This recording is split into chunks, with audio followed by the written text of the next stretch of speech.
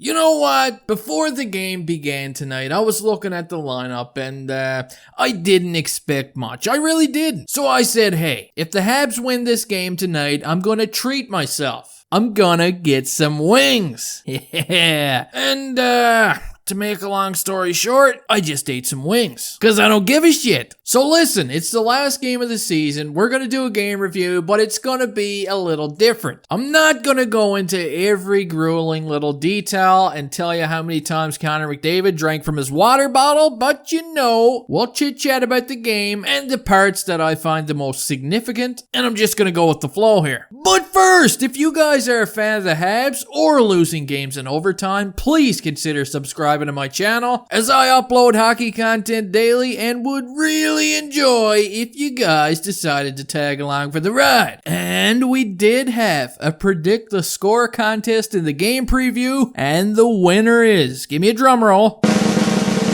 absolutely nobody. Woohoo! Nice try, suckers. Okay, so the first period of this game was pretty fun, eh? As we got to see 4 goals during that period between both teams, and starting things off, it was my boy Cole. Yeah, they decided to remove him from the Larry, Curly, and Cole line and actually give him some teammates that, you know, doesn't have to swallow a full pack of AAA batteries just to get them moving. He fires a slick little shot early in the game that beats Mike Smith. And look at this. What a great picture here. Jeez. You know what? Maybe I should have just became a photographer. Ain't that something? The next goal in the period was scored by Alex Chiasson. Yeah, the murder for hire guy, huh? Remember what he did to Carey Price? And I'm just kidding. It didn't even look that bad what he did to Price, but you gotta have some fun here, guys. You gotta. So he comes in and takes a shot that deflects off of Jake Evans, and it gets past Caden Primo. Then we see Nick Suzuki get a 2-on-1 while the Habs are shorthanded, and boom! It's shorthanded goal number 9. And Nick Suzuki continues his end of the season rampage that he's been on. Yeah, it's pretty good seeing Suzuki score some goals like that. He looks like he's getting a little more comfortable and confident out there, so yeah, that's a good thing. But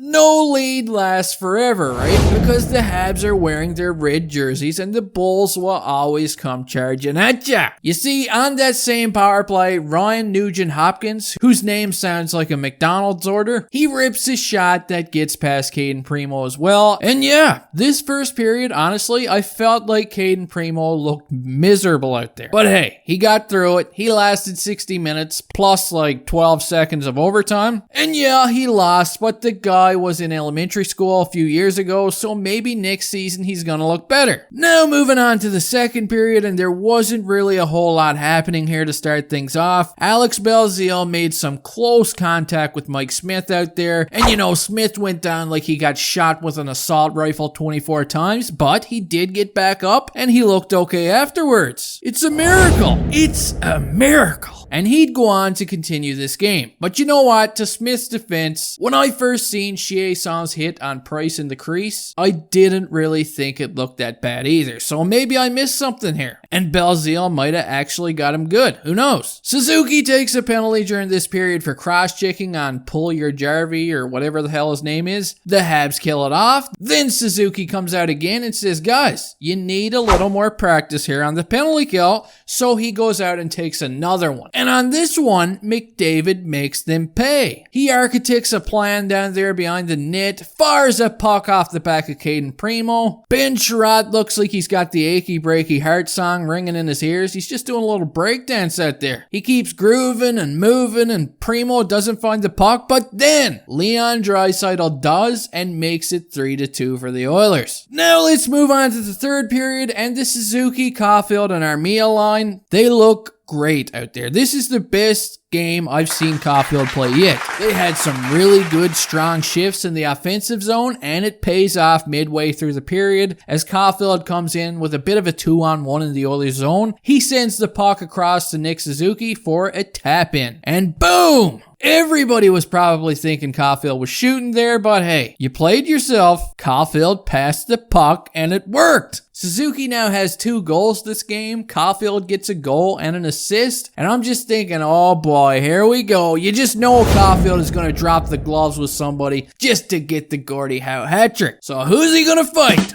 So the period comes to an end and the game is tied. The Habs did get a power play near the end of the period, but it looked like dog shit. And of course, in overtime, there ain't much to see here. Caufield gets a nice chance, but he gets stopped by a shaky looking Mike Smith. And then the Oilers go up the other way and Domonic Kahun decides to end the game as he puts a puck past Caden Primo, giving the Oilers yet again an overtime win against the Habs, who haven't been very good in overtime this season. But hey, those overtime points, they count. Yeah, the old loser point comes into effect. And you gotta take that shit and run. And the Habs, I don't mean to be making excuses, but they did play with such a depleted lineup tonight. I mean, everybody was missing, and they hung in there the entire game against a stacked Oilers lineup, so you can't really complain too much about this one. Anyway, guys, that does it for this game review. I hope you all enjoyed. Don't forget to leave me a comment on the way out of here to let me know how you felt about the game. And yeah,